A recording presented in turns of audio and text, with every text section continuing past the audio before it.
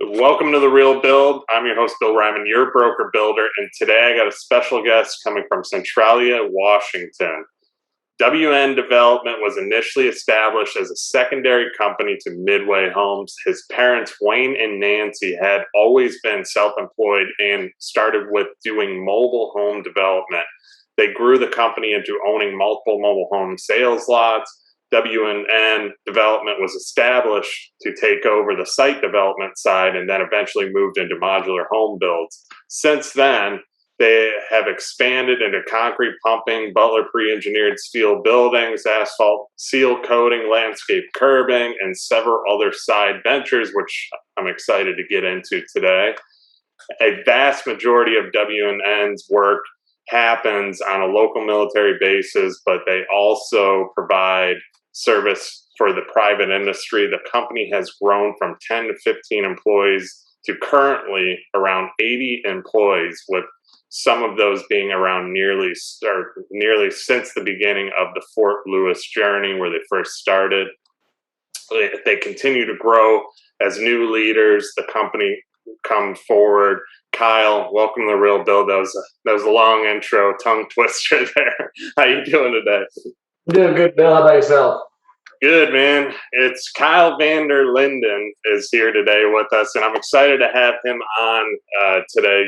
Obviously, I've had a lot of different guests on this show, not really anybody in your niche, which is the concrete industry. So I'm excited to talk some concrete. Very important topic, obviously, in the building world, because you create basically everything, the foundation of the home. You are really the foundation of the home. So pumped to have you, man. Definitely a dirty job, but it's for some reason I've learned to love it, especially the finishing side of concrete. And like you stated, it is to me a key part, and that's what we stress to a lot of our clients is, the foundation is the start of your building, and it either starts you on a good track or starts you on a bad track. So it kind of sets you up to snowball in a good direction or snowball in a bad direction. So it's pretty crucial to get, a good concrete sub on your job, and definitely not to look for the cheapest concrete sub, because there's ways to make it cheap, and it's not really what you want to do. Yeah, and we're definitely going to dive into that today too. Because it is so important, and obviously, like you said, talking price. I mean, we probably can't go all day on that one, but it is very important not to look for the cheapest concrete sub, which we'll get into with you and how you guys go about your work, because I've seen a lot of your videos and stuff too, and I love what you guys are doing.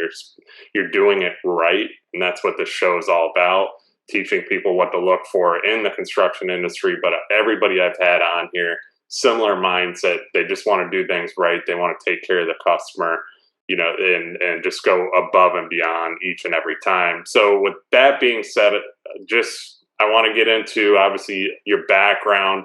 Who is Kyle Vander Linden? I started, being born and raised in the construction industry. I can remember working the sales lots and doing the landscaping around and cleaning up, and literally having customers walk by me when I was maybe, I'd say 8, 9 years old, and they're asking me how old I am, and I could tell them they're trying to judge whether I should be working or not. So I was always 14, 15 years old from an early age. And I can remember getting home on probably my eighth birthday party, and my dad was building a house and had all my buddies over, and I got a list of chores I need to do on the house that day. And I called my dad and said, "Dad, it's my birthday." And he says, "Well, good, you got help. It shouldn't take you long." And so I've kind of always been bred to work, and I've learned to love it. It's kind of my thing to where, when I first met my wife, I kind of told her, I'm going to have a problem with overworking my whole life, and I don't think I'm ever going to change it. And it's kind of already passing down to my kids, and my boy's only 2, and he wants to be a worker when he grows up. And so that's definitely makes me proud. And then I ventured to UW, did construction management. I wasn't really a big school guy. School always came easy to me. I got 2 weeks into school and called my father, and it's like, all right, I played this game, I'm done. And it was kind of that, no, I need you to stick around there. Your mom's going to kill me. So it was that boat of, well, if you really want to pay for me to party for 4 years and have a good time, that's on you. But, even through college, I was only about a half hour away from Fort Lewis. So I remember missing midterms, missing finals, talking to my professors and having to come down and help out on Fort Lewis, because it was when we first transitioned down here. And so it was ultimately a big pivotal point for our company of going from, maybe closing doors and shutting down and not knowing what we're going to do in life to having this huge opportunity on Fort Lewis. And we got that opportunity because when my parents shut down Midway Homes and the sales lots, they did it in a very ethical manner and didn't leave anybody lingering, no unpaid debts. And so our manufacturer for the mobile homes they got an opportunity on Fort Lewis. And so I asked my father, do you want to come down and help? I like how you do business. I like how you work. And this is a big leap for us as well. And so it was, well, yeah, we have to, that's our only option. So we kind of relocated about, let's say, 3 hours south of where we were from. And we took on the concrete side, the modular side, framed the garages, framed the roofs in place. Eventually ended up losing the framing. We bit off a little more than we could chew. But by the time this kind of phase of houses went out there, we ended up getting it back and proved our way back in. And then through the recession years, we had to do a lot of traveling with the modular side in order to keep busy. So we went out did some stints in North Dakota a few times for hotels and apartment buildings and townhomes.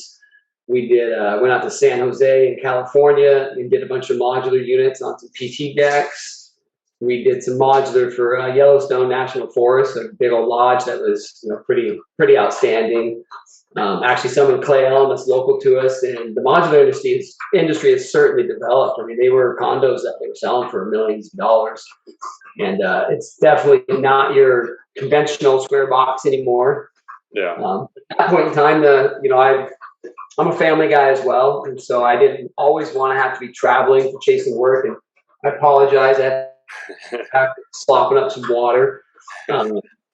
So in order to stay more local, my father was never too big into the concrete, didn't really like it. But that's kind of what we had of a niche that we could get outside of Fort Lewis when that kind of was drying up for a little bit. So we started chasing some private work for concrete, me and my brother. We kind of split the divide of he ran the office, I ran the field. So we started to grow from then. It really started to accumulate a great kind of clientele base, and then still held on to a lot of the military work. And we still do probably, like I was saying, about 60 to 70% of our revenues off of military contracting. And, it's kind of that thing. It'd be nice to only do the military side, but it's that sometimes the contracts run a little slow or you get lag in between. So it's nice that I can kind of spread the workload around because we are a non-union company. So it's kind of, our workforce is our key to our life and our success. And so obtaining our guys and keeping our guys is a big thing. So if we don't have a means of keeping them flowing all year round, we're kind of continually replacing our guys, which definitely hurts our bottom line. And it also hurts the quality that we can give our customers. Mm-hmm. We've really grown, like you were saying, from about a 10-man crew up to about 80 right now. We had 100 a few summers ago. But I like the 80 I have now a lot more than the 100 I had a few summers ago. So work's it's a huge part of my life. I love it. Definitely love my family as well. But, like I said, concrete's my thing. I love being on the big slabs, finishing with the power trowels.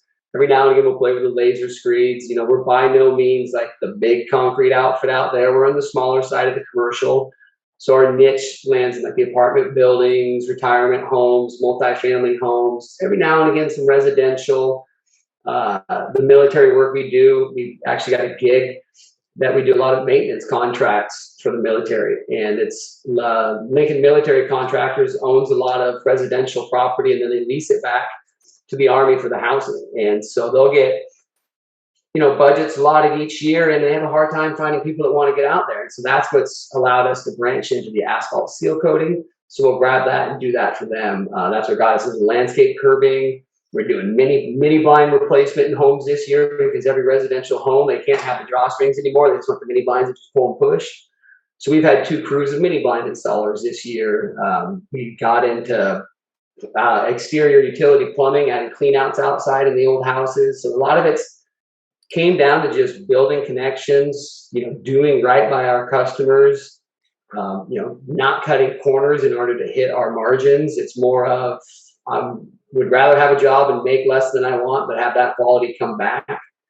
And a lot of things that came full circle for us. Like one of the main contacts we have for one of our military jobs that we do, he used to work for us and we used to be buddies. And it's kind of that thing of treat people right and you go out to help people, and you never know where the world's going to take you and how it's going to come back around. So it's definitely be very rewarding.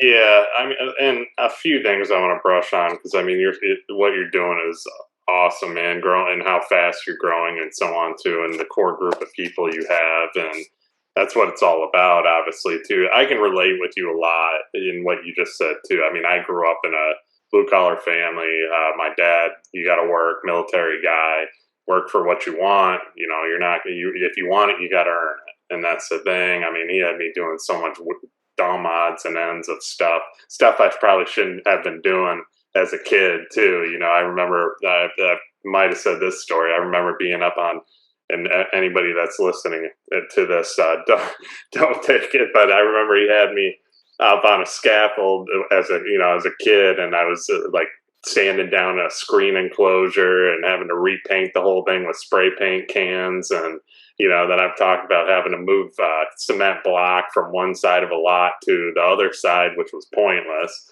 To this day, I realize how pointless it really was, because that block was there for a reason.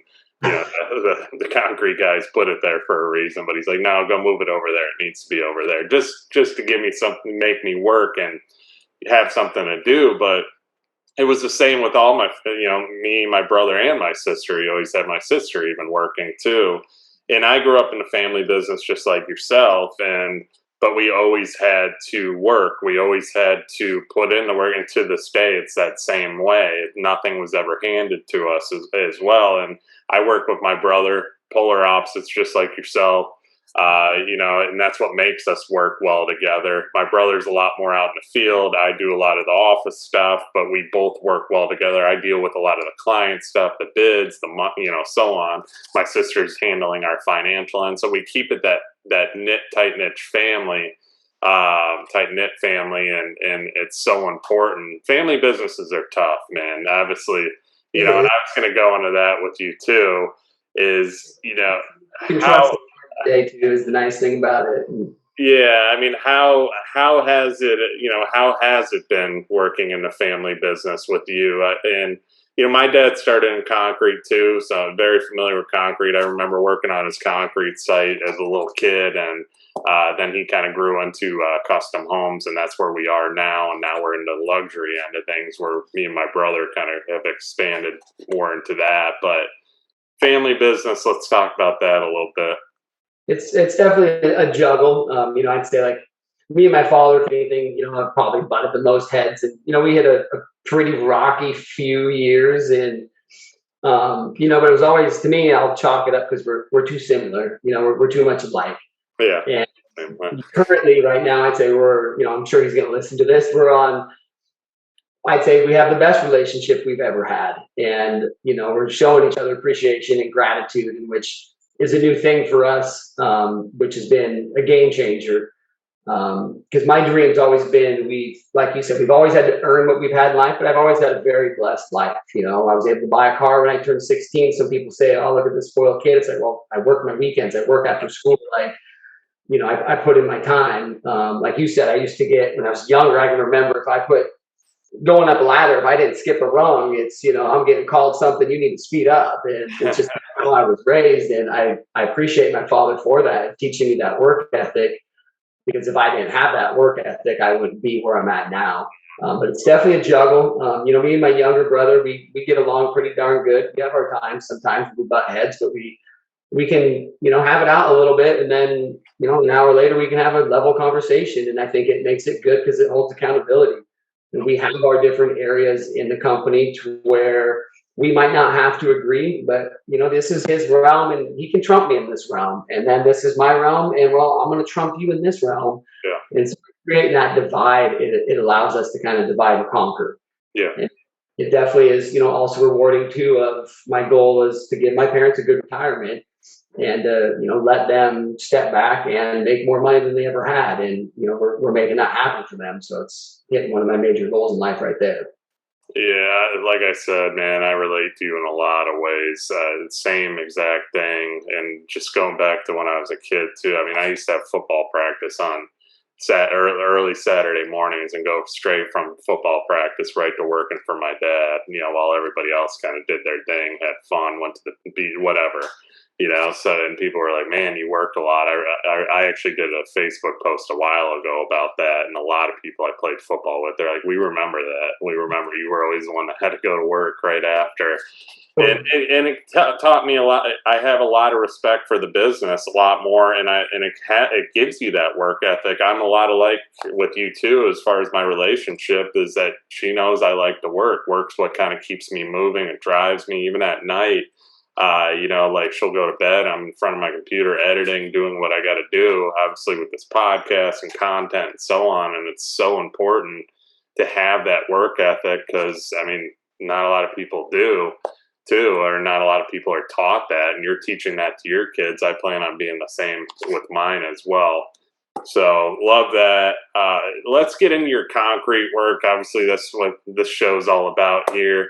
You're doing so many different things. Obviously, concrete pumping, all their concrete services. You're doing some excavating. You're doing Butler building. You're doing seal coating. Let's talk about those. And then we'll kind of go shift into your concrete process, how you work, just so if somebody's hiring somebody like yourself, they know. But let's talk about the services you do first. You brushed on it. Let's go deeper. So our main service is, foundation work with the flat work applied. Our bread and butter is the apartment buildings, like retirement homes. And so that's the bulk of what we're doing right now. And so we'll do the footings, the stem walls, the slabs. We do everything in-house. We don't hire any of it out. We'll do the sidewalks, the curb, the gutter. We do the deco concrete. So the stamped work, the exposed concrete. We do quite a bit for the military side, we'll do paving, which is actually, a very lucrative product to do. You get a lot more risk involved due to flatness requirements and all the specs that throw out there. But there's definitely, good money in that. So the site development's great.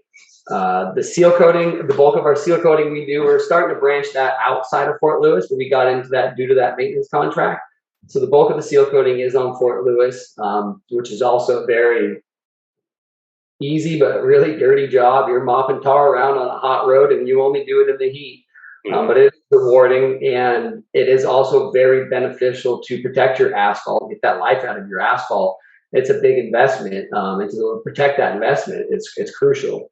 Landscape curbing, who doesn't want to separate their flower beds from their yard and keep that nice clean border? And so we're doing the bulk of that right now is on Fort Lewis as well, because they're going through and they're trying to get the residents to kind of get that pride feeling when they drive through the neighborhoods, and to get it looking clean and to uplift it. And it's actually really helping. People are starting to, take care of their flower beds more, plant, and do that side of things.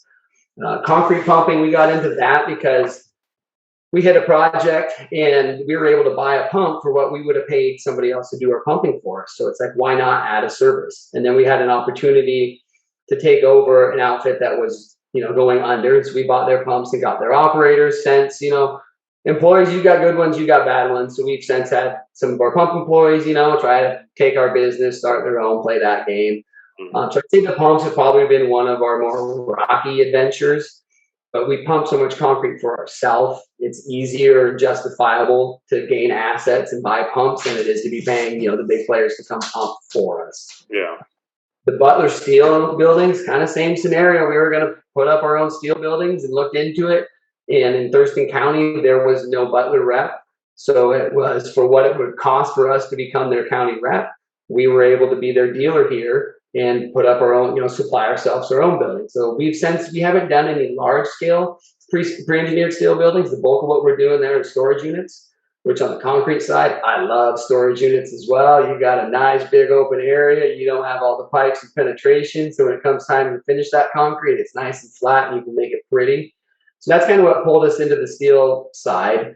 The mini blinds and the plumbing repairs on Fort Lewis, it's just, the money's there, and it's, when there's enough money that you can justify kind of pulling a side venture and paying for all of the equipment to get it going and then still have a fair bit left over. It's kind of one of those, why not? And I feel like I kind of owe it to my guys that we need to kind of keep our horizons broad because, this well might dry up or this might not hit. And so I'm always hustling, and that's what I tell them. I'm like, guys, you think you have the hard job. It's like, anyone that's an employee out there, like your employer is always having to look for work for you, always having to hustle that next job, always having to try to find a new one. The ones that give you the good wage, well, there's a little bit more risk involved for them that, like, so we take the high dollar prevailing jobs to kick it to our guys. And sometimes those are the ones that will come out the least on it and they'll come out the best. And I'm happy at the end of the day if, we don't make our margins, but hey, they just padded their check and we're able to have a good year this year and make some money. So it's kind of creates that two-way street. But I'm a big fan of, you got to focus on your niche, but you got to also be looking for where else you can go. I agree with you. I mean, doing all those different things obviously is so important because it stems off of what you do. That's the thing. You're kind of branching off of the things you do. Our contracts for renovations we're doing on Fort Lewis, just kind of, they're having to move the plumbing. So we're saw cutting out, pulling out the concrete, adding some foundation extensions, not glory work by any means, but this contract's 4 to 5 years long. So to be able to lock, all of our key players, and I've got a fair bit of guys that jump on salary with us, which I think is a little bit rare for being in the trade industry. And it allows me to guarantee these guys, hey, worst case scenario, I got 4 to 5 years of work, 4 to 5 years worth of work lined up on this one job that can handle all of us if we need to and keep us afloat. And so it makes it very key and clutch to have that peace of mind. Oh yeah, definitely. And I mean, and then you're keeping that relationship too with those specific, those clients, and that, like, I talk about this all the time. I mean, that's why I do. So, it's like a lot of people say keep within, what you're doing, focus on that. But with the construction industry, there's so many elements, especially in custom homes like I do, that kind of branch off of that. So what did I do? I got a broker's license. What else do I do? Home watch. What else do I do? I was thinking about doing rentals. I kind of pumped the brakes on that one because I've seen people running rental. Yeah, I got to sleep, man. So I pumped the brakes on that one. But, the home watch continues that relationship with every client. And then also doing the real estate transaction. I just recently sold a house to a client that was in a house that we built for them. They wanted something a little bit bigger. So you have that going as well. So it's just maintaining those relationships, keeping them lasting, going long term. And that's what you're doing. So let's go into your process though. So obviously there's people, a person like me knows the concrete process, but the people like the listener that's out there that, okay, they need some concrete work done, or, they're not specifically building a house, or maybe a client, there's a builder listening to this that wants to hire a good concrete team like yourself. Like, what should they be looking for? How do you run your process? Because I know you're going above and beyond and you're not just in and out. So let's talk about that. What I would look for first is a good bid, a solid bid that is communicating well to you. I'm a huge fan of communication, work life, everywhere around, over communicate. So if you get a contractor that's not wanting to communicate, especially the concrete world, and keep you on a need-to-know basis, that's a red flag right there. Yeah.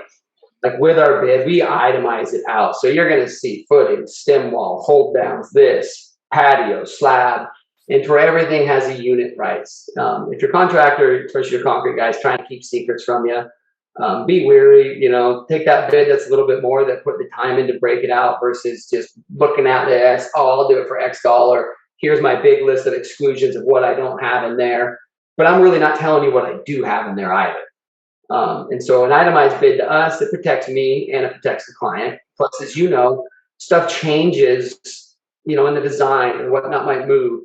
And then, so if we need to make a change order, which we're completely against, we make change orders basically if the plan changes. And most of the time we try to absorb it if we can, but we kind of keep track of it till the end. But then if you have this broken out bid, now you already have these established unit prices. So, I got this much more of this, but I pulled some of this away. So you already know your established credit value, your established, add value.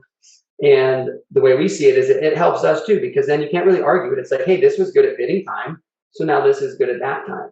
We use an estimating software for our takeoffs. So with our bid, then we'll give a full highlighted takeoff of everything that's included. And to me, it gives the reassurance to the client that, hey, I put effort into your bid. I did take it off. I did show it. And on my sense, it answers a lot of the questions that they're going to come at me with.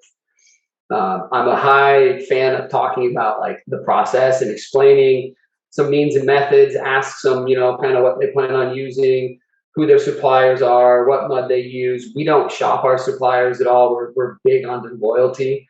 If you're getting into decorative concrete, I would definitely ask, what's all included, because someone can stamp your patio. Are they going to seal it? Are they going to clean it?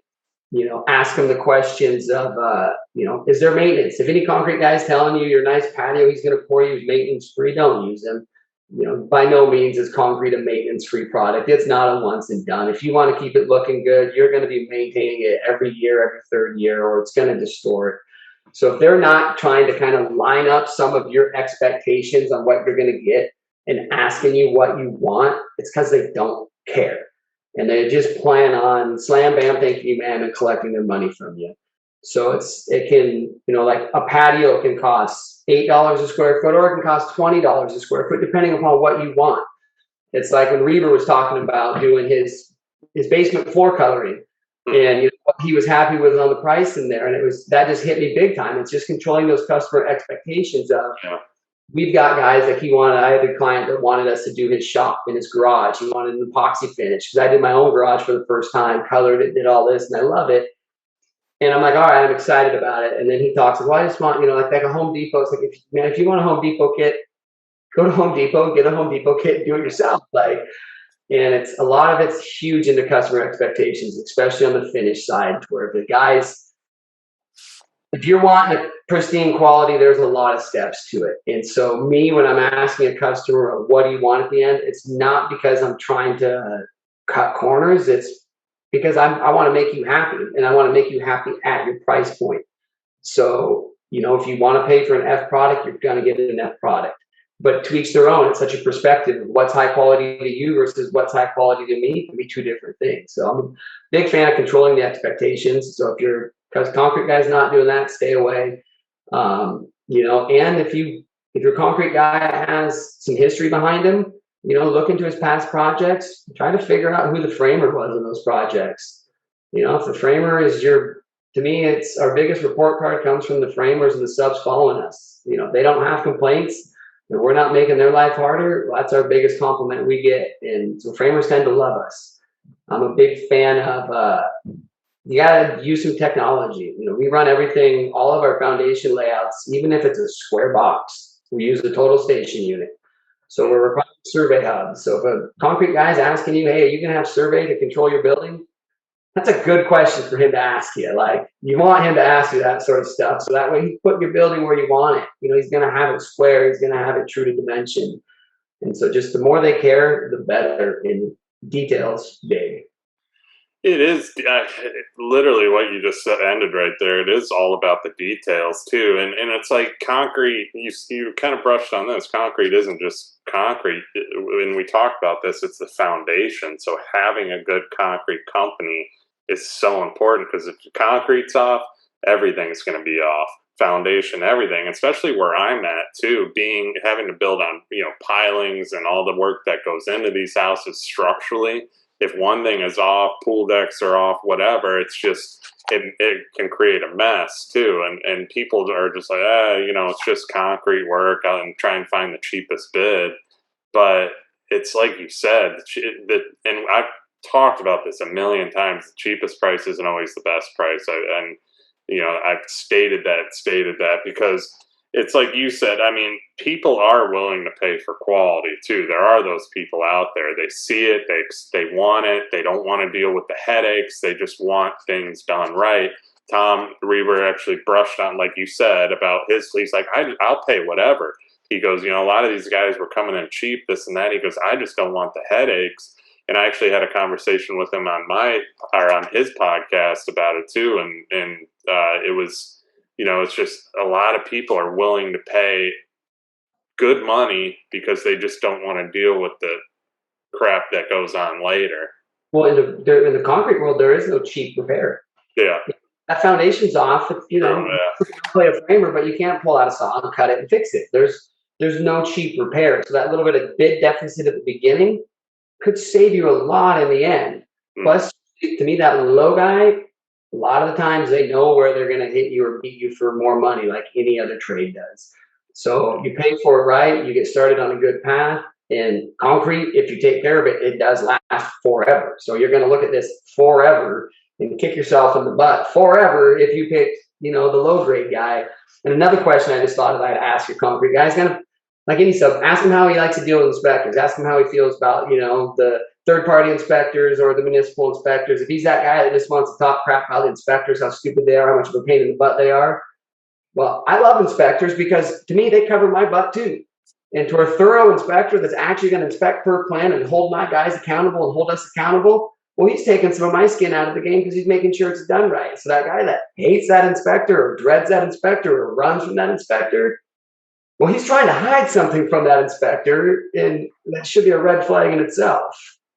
Yeah, one thing I also, and that's true, big time. And then one thing I also wanted to get into with you, because you said you do the itemized bids, which is huge, especially being a builder. Our current concrete guy, we had one prior, didn't really itemize things too much, and once price starts ticking up, you just see that bottom. Yeah, look at that. Yeah. If you're watching the video form of this, you'll see that's a hell of an itemized list right there. The current concrete guy that I have itemizes everything, breaks it down. So if prices tick up, you can kind of see why. But he also says it too prior to sending us that proposal. Hey, concrete's gone up. We're having a little bit of a shortage issue right now. This and that. Price is going to go up on the next one. And he's even like, I can lock you in on this one, but in the future, expect it in a couple months, whatever. That's what I respect out of him and love that about him and as a subcontractor as well. So, and people, seeing that breakdown, I can go through it and I can be like, okay, he's not providing the hollow core planking. I got to get another bid for that. He's just doing the slush coat on top and so on, or he can do Epicor, but Epicor is this price. Maybe I go get a hollow core bid to see where that comes in at for my client, for the customer. So that's why I love to itemize. Well, if you're the contractor yourself too, it can also help you inside of kind of push maybe some of your competitors out because you might be itemizing something that the client's not thinking about. Yeah. So now asking the other guys you're bidding against, hey, do you have this, and this? And no. And so you might have knocked out their areas that they were planning to change order later by bringing it into attention at the start. Yeah. And so that's another area where I really like it. Yeah. Oh, and I've been itemizing our stuff. I put stuff on the client doesn't even know what it's on. It's like Chinese to them. But then I explain it because they get our proposal compared to another guy's that might just be on an Excel spreadsheet with no verbiage or anything. And then mine's just detailed, broke down, separate Excel spreadsheet so they can read through every single thing. It's all numbered and itemized too. And then I can go through it item line by item line when I meet with them in person. They're like, this is impressive. So if you've got a contractor that's, giving you some valued engineering ideas in their bid, like, hey, I see in this area, this engineer's, I don't know what he's thinking. If we could switch this design to something like this, I can cut you X amount out of your bid. There's another guy that shows it. He cares. He's trying to give you still a great product, but he's also trying to save you money along the way. Mm-hmm. Yeah, exactly. One thing I love that you're doing too, and I wanted to touch on this because I see your social media is how much fun your guys have too. I see it and I'm like, how can I do that? I got a lot of subcontractors, so a lot of it, as far as our employee base, it's really not big, but everything else subbed out. But with you have a lot of employees, and you can tell they're all having fun, taking funny pictures on the site. You guys got to go check out his Instagram. I'll have you shout that out at the end. But just having that team approach too, I think is so important in how you do your work and how you're working for these contractors or any kind of person that hires you as a concrete company. You're having fun. You can tell. Just look at your Instagram. Yeah, it's big for us, and it's contagious because it, as a sub, it bleeds not just our crew. It makes the other subs on the job site like to work with us more. Like my top guys, a lot of the time we're solving some of the issues from the other trades are coming to us before they're going to the general contractor. And sometimes it gets a little annoying. It's like, hey, we got our own problems, but it's also, it shows good that you're willing to be a big player in the team. And for any job site, you've got to go into the picture of a good job is when the project itself goes good. Not just your scope goes good, because great, you know, you're not going to get invited to the next go.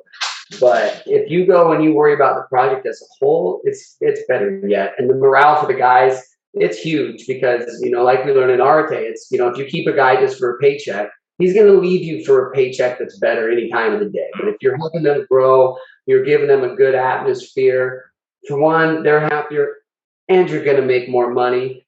And you know, what client or customer doesn't want to show up to the job site and have guys that want to be there, that are showing that they care to be there, because now they're producing a better quality too, because then pride comes with their work as well, versus those guys that are just down, you know, long faces, kicking the can around, just looking at the clock all day, wanting to go home.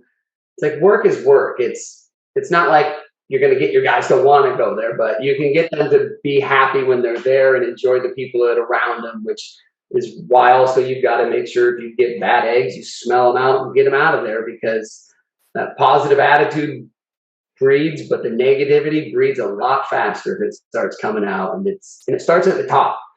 And like we learned, you know, if I'm not enthusiastic, if I'm not happy during my days, well, it's going to slowly trickle down to everybody else. So if you're a leader and you want your crews happy, you got to be happy with them. You got to let them know that you're goofy, and let them see your side. Let them know that you're emotional. Like, I got no problems telling my guys that I love them. I feel just as much loyalty to some of my employees as I do to my family at this point in time, because they've been with me through the thick and thin. And, you know, and I haven't always been the best leader. You know, like this last fall, I was getting a little bit down. I wasn't probably pushing myself hard enough. I lost a long-term employee that was a gut punch. And, you know, he left due to, you know, the morale and everything not being the way it used to be. And, you know, my initial impression was I don't have time for feelings all the time. I got bigger stuff. It's more important I keep you working. And after a few sleepless nights, it was kind of that, oh man, he's right, I'm wrong. And so I went around and ate crow with all my guys and apologized to them that I wasn't as good of a leader, and that, you know, I need to improve. And then once you can start admitting to that to your employees, you know, they start looking at themselves a little bit more, and they're willing to grow with you. So it just, as you can all kind of level up in life together, makes job a lot more enjoyable, and you yourself get excited to come to work then. I agree with you 1,000,000%, and because you are a reflection of your employees, and we've all been there to where we're kind of down in the dumps, we're tired, we're this, we're that, and we don't always have the most positive mindset. We get these, you know, if I get a client that drains me, and I've seen it too. If I have that negative attitude towards that specific client, everybody else in that office is going to have that. Everybody else on those job sites is going to have that too. And it's going to, it literally carries over like a virus. It just spreads. And so once I've kind of changed that, and if there is an issue with one of the employees, and say they're complaining about a client because the client's putting them through hell, this and that, you try and spin it to more of a positive aspect. You know, it changes their whole mindset, and then the problems are dealt with a lot quicker too, or it kind of carries that burden away from me a little bit, because I was always the guy, and I still am today, obviously, you know, that just because I know these clients from the beginning, I'm selling them the house, and then they're coming with me throughout the whole entire journey. If there is big issues, they call me because they all have my cell phone number. And, you know, I'm that hand holder, I guess, is what I like to call myself, or the shrink. But, you know, I try and have it to where I can kind of teach an employee to solve the solution before it has to come to me. You know, because if it goes to me, I know I can fix it, but I want them to be able to fix it too. And that goes to that positive mindset, instead of saying, oh, yeah, they're a pain in the ass. Man, I can't believe they did that. Just say, you know, you kind of got to go from their perspective. They don't build a house every day. They don't know what's going on. You know, they see things differently than we do, because we see this every day. You know, that's the difference. And they're emotionally invested to it. You know, that's their home, that's their house. So you got to weigh that in your decision as well. Of, they might react a little bit more rash, or something, because, you know, this is going to be theirs forever. And, you know, as to where on the contractor side, it's a job. Yeah, it's not our home, and so, you know, you got to give them that benefit of the doubt. And to me, in that same sense of like, they're going to screw up, and I'm going to screw up on sometimes. And it's like, if you find a concrete guy that tells you he never has to rework, never has to do anything, never has to pull out a grinder, run from him, because he doesn't correct his work when he screws up. Like, we all have bad days, and it's going to happen. And it's what you do when you do have a bad day. And it's It's like right now, yesterday's a prime example for me of trying to work with customer expectations and control them. It was getting to be 100 degrees. And in my eyes, we shouldn't be pouring concrete if it's getting that hot. It's not smart. It's not wise. I can't promise you the quality that you're going to want and that I'm going to want to give you. But they didn't, we weren't able to start this concrete pour till 7 in the morning. Your concrete guy, if he's wanting to start early in the morning before the sun's out, that's a good concrete guy, because now he cares that he wants to give your concrete time to actually set and do its thing, versus that guy that wants to wait in the afternoon so he can slam bam, thank you, ma'am, and fucking fries off, zaps off, and brooms it off and calls it a day. Well, he's exposing you to some faulty concrete probably.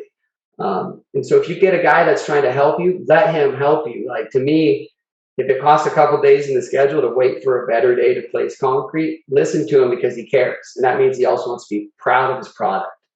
And that's kind of my biggest thing for some, recommendations to clients is, listen to that guy that's trying to push you. Obviously you can see a red flags if he's trying to make excuses in his schedule and he's behind. And if he's that kind of guy, well, then yeah. But if they're trying to point you in the right direction, that's a good sign. Yeah, no, I 100% agree. And this kind of goes back to, we talked about this before, is that expectation with your clients too, and kind of getting ahead of those problems as well. Like the other night we were in our group, but we were talking about setting the expectation prior for somebody. And it's like with me, right now I'm dealing with major piling issues. We can't get them local. The local manufacturer can't get the steel for in between them, so they're not producing them. So I'm having to shift, because I just got a new updated piling quote just yesterday, comes right on my desk for $25,000 more. Because they got to go get them from the other coast, and they got shipping costs now, this and that. So what do I do for my client? I start calling every other piling company around here. Yeah, I'm loyal to the guy we use, but if you're going to drop 25 G's on me, I'm a lot more loyal to my client. So I start calling. I know one specific manufacturer that produces their own pilings. Had a good conversation with her. She said, we saw this coming. We started buying steel. She goes, we spent well over $100,000 in steel a year ago just to be ready for this. And that's what a good contractor is doing. And if you're a builder and you plan on using a contractor again and again and again, to me, like right now times are tight, but also right now is a good time to find that contractor that's going to be a long-term contractor for you. Because if he's playing fair right now, when so many people are able to gouge and way overcharge and way overprice, now you found a guy that, truly wants to give a good product at a good fair price versus capitalize on anything he can. So that's, someone that you can work with and run with them and do another project and do another project. And that's why we just, like you, we breed on the loyalty side of things, because if you're always beating everybody down, like, well, then that person's going to gouge you when they get an opportunity as well. And so it's that two-way street relationship that you need to create with that, whatever subcontractor or client you have it's huge in our world. Well, that's the thing too. It's with us, with the customer. I don't have to call another piling company. I could easily just go back to the customer. We're cost plus, so I can easily go back to the client and say, "Hey, that $25,000 increase. It is what it is. We use this company. We got to keep rolling. Sorry, but instead, I'm searching for another piling company to try and reduce the price for my customer, even though we are cost plus. That's a difference maker there, and that's how I sell ourselves too, because a lot of people don't trust a cost plus builder just because they know everything's going to they think we're going to do what we want. Price is going to go up. We make more money. If you have a conscience and you're a good builder or you're a good company and you want to take care of the client's going to see that, because when I tell them, hey, this went up $25,000, I'm searching for another piling company to try and get you a better deal, they're going to be like, whoa. Well, you didn't have to do that, but okay, so that's a difference. Well, what's your favorite way of acquiring new work? The word of mouth is huge. Yeah. And so everybody knows somebody else, and they know somebody else, and it's best marketing strategy. You'd rather have that person come like, oh, hey, Bill, you did my house, my buddy over here, man. You said you were fair to him the whole way through. I'd rather use you. I know I'm going to get what I get out of it, and that's a great way that we sell ourselves. Is we don't market too much. It's referral based. And it's key because then on our end, you know, when you're working for the same person, you can skinny down that bid a little bit more and get a little bit tighter because you know what to expect the same way they know what to expect out of us.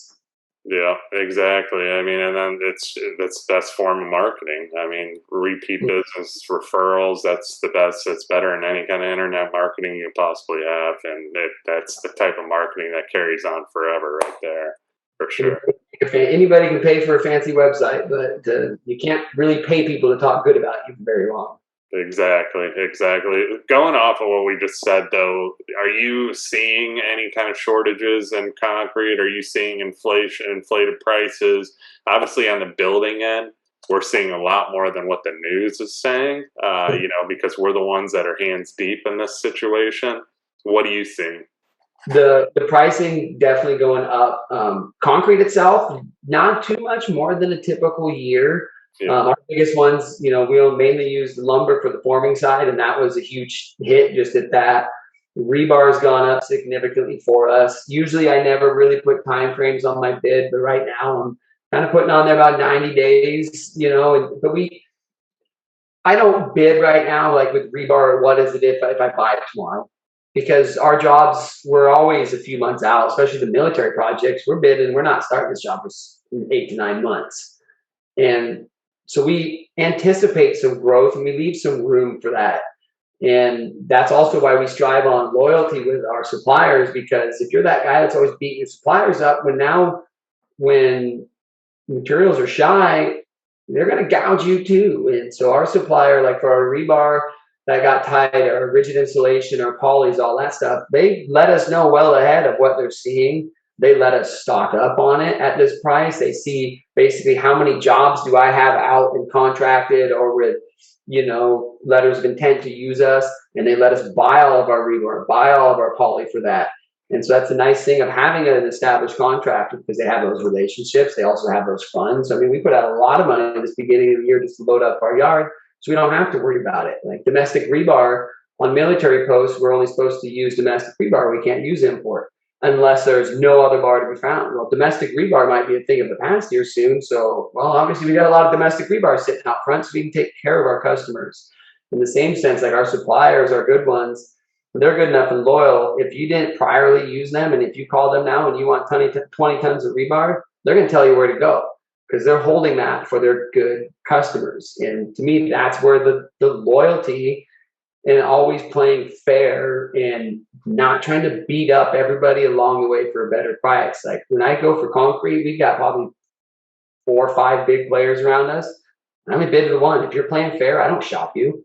You know, I want you to make money. You need to make money too. Whereas like there's no longevity if you don't make money. The same thing like our customers need to have with us is if I don't make money on your job, it does you no good because I'm not going to be able to afford to do the next one with you. I'm not going to want to. And it just doesn't establish a good relationship. So if you build those relationships, it's allowed us really not to have to worry much about supply. Yeah, and it's just people see that, man. That's like we just talked about it. It's when you want to over deliver and deliver superior product too, the price of things usually don't. Obviously, they're going to matter to everybody. If we were building a house, we'd want prices to be right. We wouldn't want to be gouged, and we kind of understand that a little bit more being in the business, but when you form those relationships with subcontractors, yeah, obviously with me, I got to keep some in check. My concrete guy, I trust him. Like I said, he tells me when things are going to go up. He's honest. He says, "Hey, man, this is this. I'm backed up with this. This is," and he's always been upfront with us. I can't make it till this time. You know, well, I'll be there tomorrow, man. I'm sorry. You know, communicate the bad news too. Yeah. Yeah, and set a time frame. Be like, okay, when can you be there? And don't string a builder. Don't string somebody along, and just be upfront. Like if he can't be like we got this massive house that's just all concrete. The thing is just a fortress. I just posted something about it, and it's just been he's had his guys there constantly, but he's got to pull his guys off sometimes to do other pours and so on, and then he'll come back and do tie beam for us, and it's a lot of work, but he's always upfront with us. Hey, I'll be here on this specific day. I can't be there tomorrow. And that's what we appreciate. I mean, a lot of getting into that, that's a whole nother topic. A lot of contractors are afraid to be upfront. They're afraid to tell the truth about why they can't do something or be somewhere on time, or they'll just say, yeah, I'll be there Monday. Then they don't show up, and then you're calling them, and then you're like, okay, what happened? Oh yeah, sorry. I'll be there probably Wednesday or Thursday. Drives you insane. Well, and kind of a little bit off topic, kind of brings me to that point too on jobs. Like if you, and I'm sure you see this, like if you're hiring, to me, if you're a homeowner or you're a general contractor, you're hiring subs. To me, you're hiring each sub for their bid to do the work, but you're also, like, to me, a good superintendent or a good project manager isn't the expert in everything. You're hiring the experts in everything. Yeah. And so then listen to that expert in everything. Like that concrete guy or that framer, he's done this a lot of times. So he's seen the learning curves. He's seen what works and what doesn't work.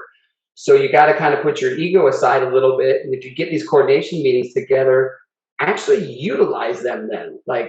And so we've experienced this big on the last job. It just didn't go right. And it's happened before. And it's like, it's not my idea, it's just what I've seen before. But if we hit this critical path, if you let me, I'm worried about your end date more than I'm worried about my start date. So I can hold this end date for you if you let me approach it this way. And sometimes like, no, we have to do this, bounce all over the spot. So now I'm not making money because I'm not working efficiently, and I'm not going to hit your end date because you won't let me. And so if you're hiring someone and paying them money, then listen to their input and ask them the questions. And same red flag, like we were talking about the process of picking your sub. If he doesn't want to give you input, if he doesn't, you want to talk about how he wants to approach your job or how he would sequence it, red flag right there. Find someone that wants to put that effort in, because then he knows that he needs to be efficient to make money and to make himself money and to have a good job. Yeah, I love that. Because if they want the work, they're going to be up front. They're going to tell you when and where they're going to be and what time they're going to be there too. And then they're going to give you as much information as possible up front so that you feel comfortable. And so many people have got burned. And that's the problem with the construction industry too, is so many people are afraid to hire somebody because they think they're going to get screwed again because they've been screwed once. And it's almost like if you are a good contractor, you have to go into it with these people and kind of be their shrink or their hand holder and tell them, all right, this is how a real contractor does it. That's not going to take advantage of you. And they're just, by the end of it, all smiles. That's what's important with this whole, obviously, is what we shoot for is, the process, especially with our building, we're a 2-year project usually. And it's like, we're with these people for 2 years. Like, it's crazy. And I always say this business ages me fast because I feel like I start a job or we started planning on a job and all of a sudden I blink and the house is done. It's 2 years later. I'm like, holy crap. It's crazy. Like you said, like right now with this boom that we're in, it causes a lot of people to surface, and now they want to be a contractor. They want to be a sub. They want to start building homes. And so you got to be, for anybody out there, weary on that too. Like, it's very easy for someone to start something up and make money right now. And they're also a really pain in the side for those of us that have been around and we want to do good business. We don't want to lie to our customers. We want to give them the realistic price that's actually going to hold and the realistic schedule of what they need for quality. But then you get the other guys that are just starting up. They might not be paying their guys right. They might not be paying their taxes right. They not be paying their suppliers right. So they're going to undercut that big. They're going to oversell their schedule. And then they're going to get done and you're going to find out, oh, they didn't pay for that concrete. Now that concrete outfit's going to, they're going to lean you. It's like anytime we put concrete on the job site or materials, that vendor is putting a notice to lien to that owner of that home or that general contractor. And basically telling them, your sub doesn't pay, I'm coming after you. Like Washington State's got to the point where they might make it to where subcontractors are required to do certified payroll, which in my eyes, I would love that. We do it already. It makes it where you have to pay your guys. To me, those contractors out there that don't pay their guys on a regular basis or make them wait or make them string them out, they need to go away. To make it, we do a lot of jobs to where we get joint checks where they pay our suppliers for them. And so we all have to use lien waivers, which at first it gets hard because sometimes, you need to be able to play with your money and a little bit of this bill is due till this time or this bill is due till that time. And it pulls that flexibility out. but it's getting to that point around here now because there's a lot of foul play. Yeah. No, that one's huge. We can go on that topic for a while. It's like I see, especially right now, things are so busy. I see builders taking on like, for one builder has like 60 jobs, and there's no way to maintain it. And people just keep, and he's cheap, super cheap. And there's like, I think I said this on a past episode. Me and another builder who I know really well, we were actually joking and saying we're going to hire this builder just to build our houses and then charge for it because he's so cheap. We don't know how he's doing it, so to save some aggravation. But it's like, it's just crazy, man. And a lot of them come out, they're painters or they're this, and they say, okay, I can make more money building houses. And then a lot of people get burnt because they don't know what they're doing. And it's sad, but it's, and there we get liens and stuff like that from our subcontractors, and we always have to explain to the customer what they are, but we always pay right away too. And that's why our subs are loyal. But I always do tell our subs too. I always say, listen, you've been working for us for a long time. Just remember, as times are crazy, who your primary builders are, because we're the ones not going anywhere. These other guys, they come and they go. So if you got to run to their jobs over our jobs, we're going to remember that too. And that's huge. Like, it's working for someone like you as a sub that pays on time. That's big. Like, it's big in the sub world because, I got to pay my guys instantly. I got to pay my vendors. So if you're a general contractor and if your money's in the bank account and you could pay your sub, pay your sub. If you pay him early, you're going to make him grin, and he's going to be more fair to you on the next bid. He's going to want to produce more to you. Like, we've done jobs, especially on the military side, we'll sit 90 to 120 days before we see a paycheck. And then sometimes they'll push it and kick it. And it's like, guys, like, we'll float 100 grand a week in payroll sometimes. And especially if they're hyperventilating, it's like, so they'll string us out. But then they want to demand schedule. They want to demand this. They want more guys on their job sites. So it's that give and take of, if you establish that I'm going to pay you on time and that's your end of the bargain, well, then I'm going to show up and I'm going to hold my end of the bargain. So it's always creating that two-way street relationship is key. And like you're saying, that guy that took too much work, you got to have no in your vocabulary. If you got a sub that never says no or never questions anything and is just sitting there, yep, no problem. It's like, that's not very reaffirming either. They should have some input. Yeah, no, I highly agree, man. Like I said, we can go on that topic for hours too, but I want to get to the end here and wrap this up. Obviously, I always send you show notes, and we barely even got into any of them too. But that's usually means this show went really well. So it's been awesome. I mean, there's so much great information too, and me being loving the concrete business like you're doing too. I can go. We'll have to do probably another follow-up show to nail through some of this stuff, but. I always want to get into you personally. That's how I always end the show. This question here, I've actually made kind of a little side thing off of. What about you personally? You have built an amazing company. You continue to grow constantly each day. What lessons have you learned that, what lessons have you learned throughout your journey that we should all apply to our own selves, our own business that can help us grow? I'd say it's all about the people. It's all about the relationships you establish along the way. Because it's truly how we've created longevity. Is if you're not looking at the big picture, looking at making a happy customer, having fun along the way, and helping along the way, you're not going to get continual work and continual growth. It's going to be short-lived. You're going to ride the highs, and then the lows are going to suck. But if you're willing to be that big picture, contractor and player and worry about the job success and not get greedy on this one job, you're going to create momentum that you can keep building and going. And it's also just kind of not being one-dimensional in your thinking. Like, you've got to be willing to play options. If something comes up on a job site that irritates you or makes you mad, like, you got to step back a little bit, analyze the big picture, approach it in a big picture way, and try to help solve it versus being that problem finder. Which has been huge, and it's ultimately, it makes you feel more rewarded at the end of the job. And you've got to value your people and your employees. And truly, what's made me happier lately is expressing more care for them and more love for them.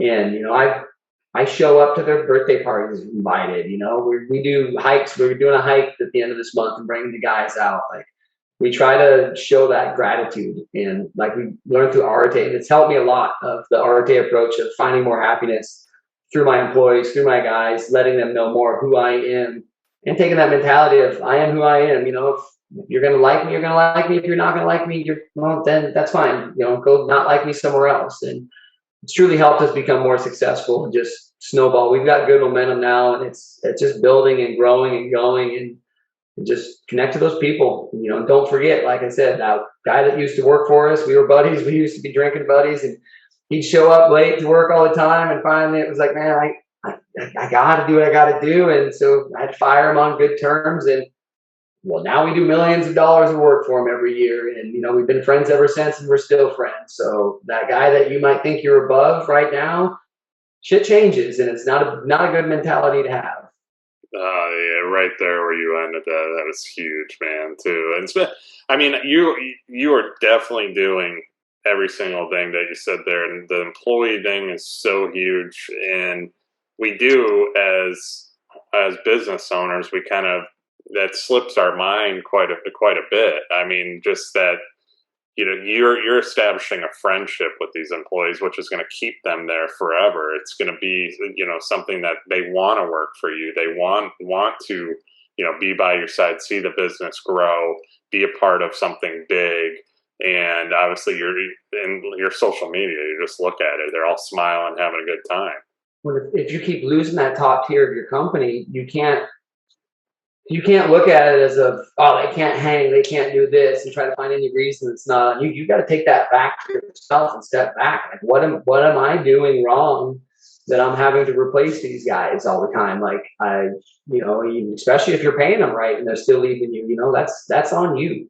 And if you have that approach as a contractor that I don't need them, I can replace them, they're all dummies, I can do it without them, and this is that. Like, if you talk about your guys that way, they're not dumb. They're gonna get that exact same vibe from you when you talk to them, and they're never gonna want to work for you or stand by you. And so that's a big one. Is you gotta show it through actions. Yeah, I love that. Another one I always ask, obviously everybody asks you about your past. Let's hear about your future. Where will we see Kyle 5, 10, 15 years from now, 20 years? Who will you be? Man, Kyle's trying to figure that out right now. You know, my goal with W&N Development is to get it mainly employee owned, and to where, you know, me and my brother and family can step aside. Hey, sorry, dog. Step aside and let them get the true fruits of their labor, and kind of set it up towards a board. And then we're developing our own land, you know, doing our own projects, maybe get a little more into the general contracting side, you know, start putting up some apartment buildings, maybe some mixed use buildings, but let the guys that have been a huge part of building us where we're at, you know, get that retirement and get that life they want. You know, I've learned that my goals aren't as important as my employees' goals, because if I make all of their goals happen in their life, well, there's going to be plenty left over for me. And then it's going to allow me to chase more of my passion. Like, I've gotten big into fitness. So I like stuff with that. I really like helping people. It's became very rewarding for me. It's been one of my favorite paychecks. Like, I've been pushing some of the Arte ways, and, you know, getting some of my guys to, you know, listen to Ed and Andy. And I've had some of them come up to me and, you know, thank me for that and tell me how it's made their mindset better. It's made them better at home and happier at home. And when they're telling me that stuff, it's like, wow, this is better than any monetary paycheck I've ever gotten. So that's kind of what I want to chase in the future, is really pushing it to help people. Yeah, I love that, man. I'm doing more of that too. I'm trying to recommend it. People take it as it is. Some people think we're part of a cult or something, but we're all just trying to do better and do good. And even if it is a cult, I don't care. It's got me happy. Yeah. I'm happy at work. I'm happier everywhere. So I agree, man. It's changed my life in a lot of ways for positive, and things are great. And it's just, it makes you want to help people and do the right thing. And that's what it's all about. So I love that for sure. Those contractor calls, I mean, getting around people with good energy in life is huge. Like, to stay away from the people that are sucking your energy. And you find those, like, for anybody, if you're hanging out with someone and you feel better when you left them and you're uplifted, that's the person you need to keep hanging out with. And if you can find more of those people, they're going to fuel you to big things in life. Mm-hmm. Exactly. I live 100% doubt, 1,000,000%. So, last question. This is what this show is all about. What exactly do people need to look for when hiring a concrete company, and why should they choose Kyle and W&N as their contractor of choice? I'd say look for that team approach, someone that's, you know, giving you thorough responses, thorough answers, thorough input, that thorough bid. Not afraid to give you some past references if you ask for it. If they want to know some past jobs, if they want to come out and look at your jobs, welcome them out. Come look, you know, look for that guy that's not making excuses. And to pick us, it's because, you know, we're going to be a big team player for you. We're going to look at the big picture for you. You know, we're going to care if the subs following us have an easy path and are set up to make money. You know, we're not going to be out there pointing fingers and blaming stuff on the dirt workers, this guy. Like, we can take accountability. Before we start our scope of work, we're going to quality check the prior guy, because then we're going to give you the opportunity to fix it versus doing it and then back billing you or charging you for this. You know, I'm going to send you that email that you don't want to have prior to the day that I'm going to do something that I don't feel is right. So I'm going to warn you, hey, don't like this, don't like that. You know, yeah, I'm covering my butt, but I'm also covering your butt and giving you the opportunity to correct it. We're not going to look to beat you up for change orders. I've got some customers that, you know, that we work with and have had a good pass with, that we work on a handshake agreement to where we'll just keep a tally sheet throughout the job, and where it's, you know, whether we need to bill it or not. You know, in this last one, I did have to bill it because it was very tough and there's a lot of things that did change. But on the prior job, you know, we ate it all. It's like, no, I can eat this and I still hit a margin that I call this a good job, to where I don't need to get greedy. And we're looking for longevity. So if you want a customer, or I'm sorry, a contractor that wants to work with you for the long haul, not on just this job, but the next job and the following job, and we'll work with your superintendents, whether they're the best ones or not, as long as they care, it's all we need out of it. And so we'll just be a big team player. Kyle, man, this has been awesome. We've hit, I can't even, this so many different topics today too, man. I love it. Thank you so much for doing this too and taking your time to do it. Real quick, where can people find and connect with you at? I'm most active on the Instagram at W&N_development. And then we have, I link a lot of the story to the Facebook side. I'm big into the stories. I kind of post on our big fours. And then we are at www.wnddevelopment.co. No M, it's just .co. It's a real pain. But the website right now, you know, don't judge us much. It's actually an RTA member is rehabbing that for us. We kind of let that get a little too far outdated and figure, well, we better get that up to snuff, because we usually don't need to market, but I also don't want people to look at it. It's advertising a lot of modular install right now, and we're not really doing that currently. So, but that's where you can find me. I'm mainly on the Instagram. So. Yeah, I highly recommend everybody go check out your Instagram. I mean, they can see what you're doing and obviously how much fun you guys are having while doing it, like we talked about, which is so important. But I appreciate you, man. I know you're a busy guy. I'm glad we worked this out and got it going and got it done. So I really do appreciate you coming on today. Thank you, Bill. This is my first podcast. So, you know, you broke the ice for me. I was excited to be here. Yeah, you did good, man. Doesn't sound like your first, so you did really good. A lot of great information too. So I give you a lot of credit for that, and also thank you for that. Everybody listening, obviously, you know, I only ask for one thing, and that is that you share this. Well, actually, two things, and then you go on iTunes and then give me a 5-star review only, because that's all I accept, and that's it.